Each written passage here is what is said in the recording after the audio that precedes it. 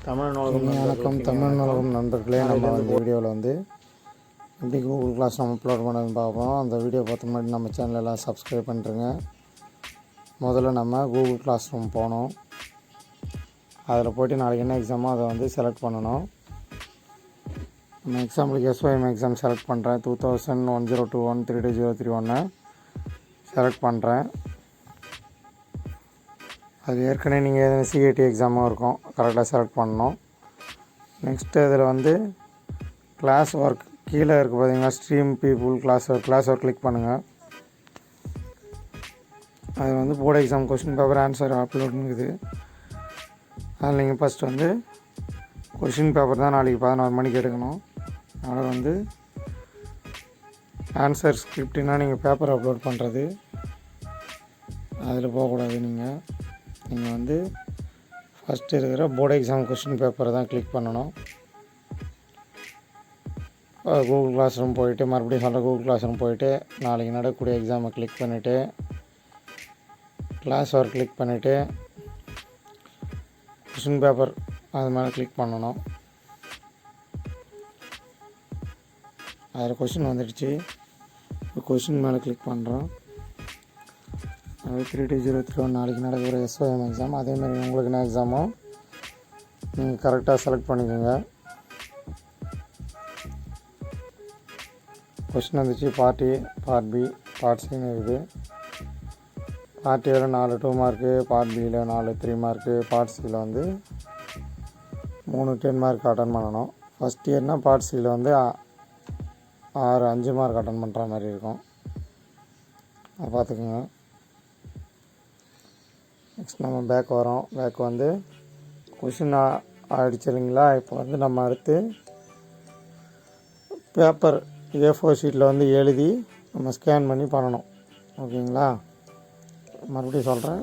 Class room போயிட்டு நாளைக்கு நடக்கக்கூடிய எக்ஸாம் போயிட்டு கிளாஸ் ஒர்க் போயிட்டு கொஷின் பேப்பர் போயிட்டு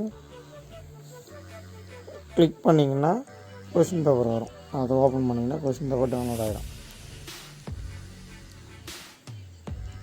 கொஷின் பேப்பர் தான் பார்த்துட்ருக்கீங்க நீங்கள். இப்போ நெக்ஸ்ட்டு வெளியே வந்துடுறோம். அதாவது கிளாஸ் ஒர்க் போயிடணும். நீங்கள் கிளாஸ் ஒர்க் போனால் தான் இந்த நாளைக்கு நடக்கக்கூடிய எக்ஸாமை கரெக்டாக செலக்ட் பண்ணிப்போங்க. CAT எக்ஸாம்லாம் போய்ட்டு பாருங்க. இப்போ நம்ம ப்ளே ஸ்டோரில் போய்ட்டு அடோப் ஸ்கேனை வந்து டவுன்லோட் பண்ணணும். அதுக்கு வந்து ப்ளே ஸ்டோரில் சர்ச்சில் போய்ட்டு அடோப் ஸ்கேன் கொடுத்தா அடோப் ஸ்கேன் வந்துடும். நான் ஏற்கனவே இன்ஸ்டால் பண்ணி வச்சுருக்கிறேன். அதனால் ஓப்பன் அப்படின்னு காமிக்குது. நீங்கள் இன்ஸ்டால் பண்ணிங்க. சைன்இன் வித் கூகுள்னு கொடுத்தீங்கன்னா அது சைன்இன் ஆகிடும். அப்புறம் நீங்கள் அதை பக்காவாக யூஸ் பண்ணலாம். இந்த அடோப் ஸ்கேனை வந்து ஓப்பன் கொடுக்குறேன். ஓப்பன் ஆகுது. இது எடுத்தோன்னா டாக்குமெண்ட் எங்கேன்னு தேடுது. நீங்கள் ஏதின பேப்பர் வந்து கரெக்டாக வச்சுக்கிங்க. A4 ஷீட்டில் வந்து மேலே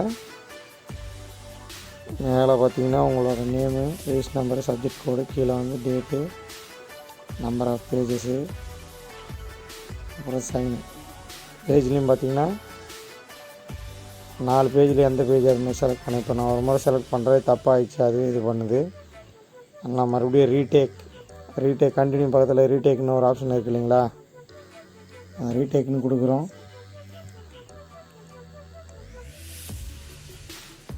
இந்த ரீடேக் கொடுத்து அதுவே ரீடேக் பண்ணுது. பாருங்கள், அதுவே கண்டுபிடிக்குது நம்ம பேப்பர் எப்படி இருக்குன்னு. அதுவே 4 டாட் போட்டு கண்டுபிடிக்குது.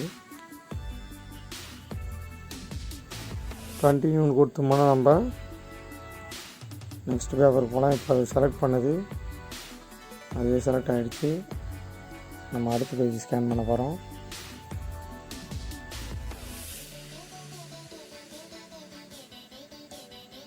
அடுத்த பேஜ் செலக்ட் பண்ணுது. அதுவே வச்சோன்னா அடுத்த சீட் எடுத்து 3வது பேப்பர் வைக்கிறேன்.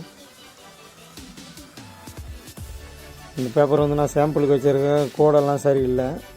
அந்த அவுட்லைனு 20 மில்லிமீட்டர் வைக்கல. நீங்கள் கரெக்டாக வைங்க. 20 mm கரெக்டாக வச்சுட்டு எக்ஸாம் எழுதுங்க. நம்ம ஏற்கனவே நம்ம வீடியோ ஒன்று போட்டிருக்கோம், அதை பற்றி பார்த்தீங்க.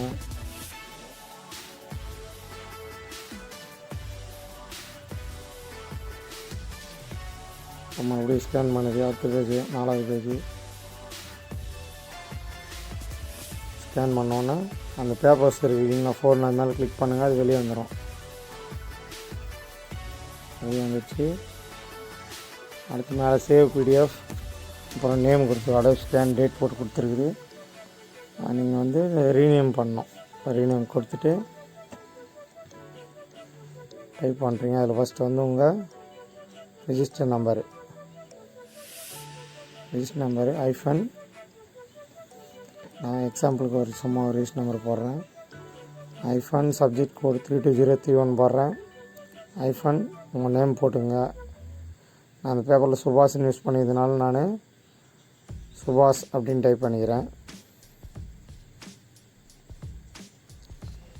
சுபாஷ்னு டைப் பண்ணியாச்சு. நம்ம ரீநேம்னு கொடுத்தா அது ரீநேம் ஆகிடும். நெக்ஸ்ட் வந்து சேவ் பிடிஎஃப், சேவிங் எஸ் பிடிஎஃப்னு வருது. இந்தமாதிரி வந்தால் நோ தேங்க்ஸ்னு கொடுத்துருங்க. நெக்ஸ்ட்டு மோர், அது வந்து அப்லோடிங் டாக்குமெண்ட்டுக்கு லோடு, அதுக்கு அப்லோட் பண்ணிடுது.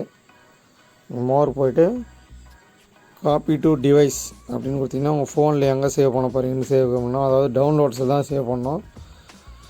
அதனால் நீங்கள் உங்கள் ஃபோனில் டவுன்லோடுன்ற ஃபோல்டரை வந்து கொஞ்சம் கிளியர் பண்ணி வச்சுங்க. நெக்ஸ்ட்டு மோர்னு கொடுத்து ட்ரைவில் சேவ் பண்ணதுன்னா காப்பி டு ட்ரைவ் அப்படின்னு கொடுத்திங்கன்னா ட்ரைவில் சேவ் ஆகும். காப்பி டு டிவைஸ்னு கொடுத்தா டிவைஸில் சேவ் ஆகும், அதாவது உங்கள் ஃபோனில் சேவ் ஆகும். இப்போ ட்ரைவில் கொடுக்குறேன் நான். இப்போ February 21 அப்படின்ற இதில் போகுது. சேவ்னு கொடுத்தா யுவர் ஃபைல் ஹஸ் பீன் அப்லோடுன்னு வந்து சேவ்னு கொடுத்தா அது வந்து சேவ். இப்போ நம்ம ட்ரைவில் போய் பார்க்குறோம். ட்ரைவில் போய் அந்த ஃபோல்டரில் பார்த்தா வெயிட்டிங் ஃபார் வைஃபைன்னு வந்து அதை கிளிக் பண்ணோம்னா அது வந்து அப்லோட் ஆகிடுச்சு. நெக்ஸ்ட் நம்ம மறுபடியும் கிளாஸ் ரூம் போகிறோம். ஏன்னா இப்போ நம்ம அப்லோட் பண்ணிட்டோம், அதாவது வந்து ஸ்கேன் பண்ணிட்டோம். கிளாஸ் ரூம் போகிறோம், கிளாஸ் ஒர்க் செலக்ட் பண்ணுறோம். எக்ஸாம்பிளுக்கு கொஷின் பேப்பரும் போய் மறுபடியும் பார்க்குறோம். பார்த்துட்டு வெளியே வந்துடுறோம். இப்போ ஆன்சர் ஸ்கிரிப்ட் போகிறோம். அதில் வந்து 2 இருக்குது. பிஇன்ற ஃபார்ம், கூகுள் ஃபார்ம் ஒன்று இருக்குது. செகண்ட் யுவர் ஒர்க்குங்குது. நீங்கள் 2த்துலையுமே சேவ் பண்ணணும், அப்போ தான் நல்லது. நான் ஒன்று இல்லைனா ஒன்று யூஸ் ஆகும். யுவர் ஒர்க் போய்ட்டு கீழே ஆட் அட்டாச்மெண்ட் அப்படின்னு கிளிக் பண்ணிவிட்டு ஃபைல் அப்படின்னு கிளிக் பண்ணுறோம். ஆட் அட்டாச்மெண்ட் போகிறோம், ஃபைல்னு கிளிக் பண்ணுறோம். அது ஓப்பன் ஆகுது. நம்ம டவுன்லோட்ஸில் தான் வச்சுருக்கோம். டவுன்லோட்ஸுக்கு போய்ட்டு அந்த ஃபைலை செலக்ட் பண்ணிக்கணும். டவுன்லோட் போனால் அந்த ஃபைல் இருக்குது பாருங்கள், அது செலக்ட் ஆகிடுச்சு. இப்போ 2 முறை செலக்ட் ஆகிட்டு இருக்குது. நெக்ஸ்ட் நம்ம அந்த ஃபார்மில் போகிறோம். கூகுள் ஃபார்மில் பிஇன்ற ஃபார்மில் போகிறோம். அது ஒரு ப்ரௌசரில் ஓப்பன் ஆகுது. அது போன இமெயில் அட்ரஸ், இன்ஸ்டியூஷன் கோடு, நேம் தி ஸ்டூடெண்ட்டு, சப்ஜெக்ட் கோடு இதெல்லாம் கேட்குது. கடைசியாக ஆடு ஃபைலில் வந்து என்ன ஃபைல்னு கேட்குது. எல்லாத்தையும் டைப் பண்ணிக்கலாம். இமெயிலுக்கு நான் சும்மா ஒரு குட்டி இமெயில் ஒன்று டைப் பண்ணிக்கிறேன்.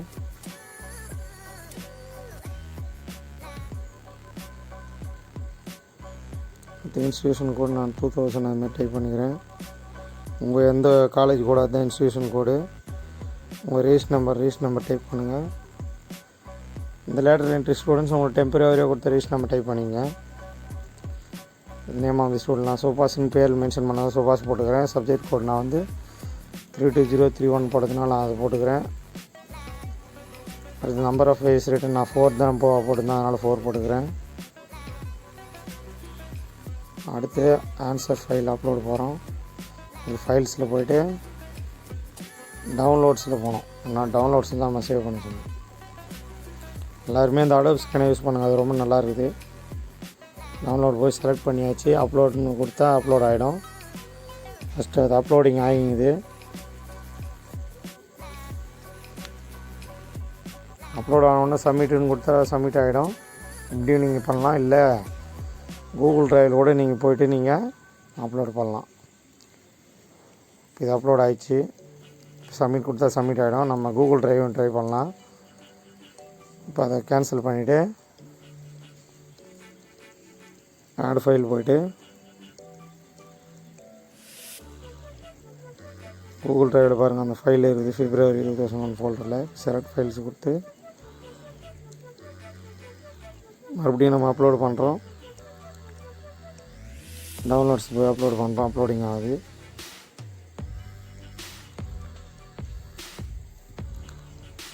கொஞ்சம் வெயிட் பண்ணுங்கள். அப்லோடிங் ஆகுது. 2.52 MBன்னு இருக்குது. ஒரு 10 MBக்குள்ளே இருக்கிற மாதிரி பார்த்துங்க. நாங்கள் காலேஜ் ரூல்ஸ் படி, அதாவது டோட் ரூல்ஸ் படி 1 MBக்குள்ளே இருக்கணும். அப்படி பண்ணுறதாலும் பண்ணுங்கள். இப்போ நம்ம சப்மிட் அப்படின்னு கொடுக்குறோம். சப்மிட் கொடுத்தோன்னே பதில் சமர்ப்பிக்கப்பட்டது, அதாவது ஒரு ரெஸ்பான்ஸ் ஹஸ் பின்